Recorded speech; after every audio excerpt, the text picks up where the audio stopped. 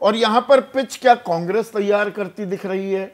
ये एक नई चीज हमने लोकसभा चुनाव में भी देखा कि थोड़ा विपक्ष पिच तैयार कर रहा था। हरियाणा में पूरी पिच अब क्या कांग्रेस तैयार कर रही है? विनेश फोगाट या बजरंग पूनिया की भी बात हो, अब ब्रजभूषण शरण सिंह कुछ बोलते रहे, मनोहर लाल खट्टर कुछ बोलते रहे, दरअसल एडवांटेज कांग्रेस दिख रहा है कि आपको उनकी पिच पर जाकर खेलना पड़ रहा है। आप अपना पिच नहीं तैयार कर पा रहे।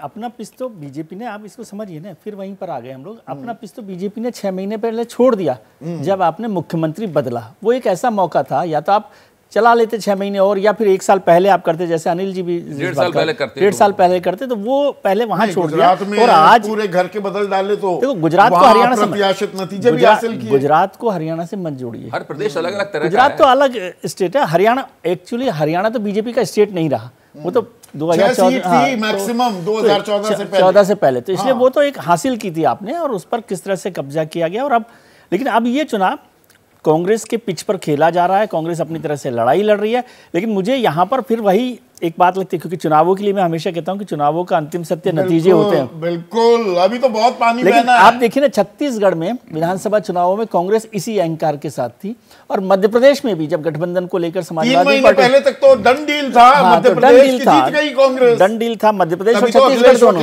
मध्य प्रदेश और छत्तीसगढ़ दोनों। तो इसलिए अभी चुनाव आगे बढ़ने दीजिए कि क्या हो रहा है। इसका मतलब ये नहीं कह रहा हूं मैं कि बीजेपी जीत जाएगी। एक छोटा सा कमेंट अनिल आर्या आपसे, जो विजय कह रहे हैं, बिल्कुल यही तो तजुर्बेकार जब लोग होते हैं तो ये बातें ध्यान रखने की हैं। चुनाव में अभी भी दमखम दिख रहा है, कुछ पलटने की आशंका, संभावना, जो भी आप शब्द इस्तेमाल करना चाहें, अभी भी इंतजार करना चाहिए, या लगभग जो दिशा है चुनाव की वो तय होती दिख गई है? नहीं संदीप जी, मैं ये नहीं मानता कि दिशा तय हो गई है। उसका कारण क्या है कि कांग्रेस में भी इनफाइटिंग कम नहीं है। एक बार कांग्रेस की टिकट जब सामने आएंगी, वहां क्या स्थिति होती है वो देखने लायक होगी। कारण क्या है कि वहां चाहे एसआरके गुट है, चाहे वो एसआरबी गुट बन गया है अभी। शैलजा की अपनी धारा है, रणदीप सुरजेवाला की अपनी धारा है, भूपेंद्र हुड्डा की अपनी धारा है।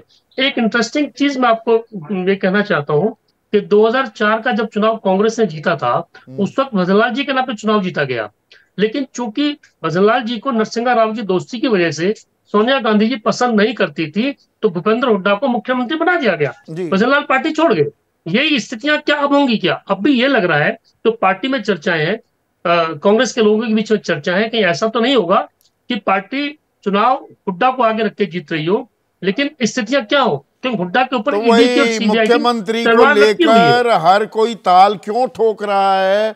कहानी में कोई ट्विस्ट भी आ सकता है क्या? कुमारी शैलजा भी हैं, रणदीप भी हैं, और दीपेंद्र भी, भाई उत्तराधिकारी के तौर पर वो भी कह रहे हैं कि मैं विधायक का चुनाव लड़ने को तैयार हूं।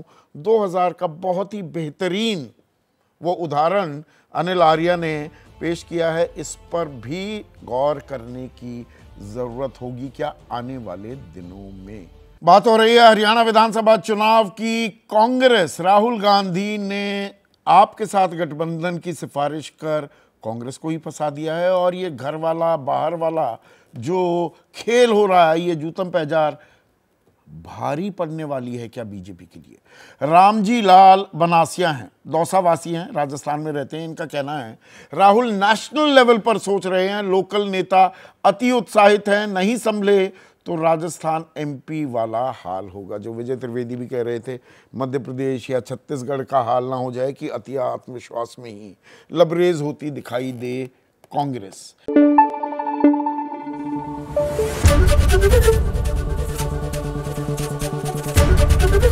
एबीपी न्यूज आपको रखे आगे।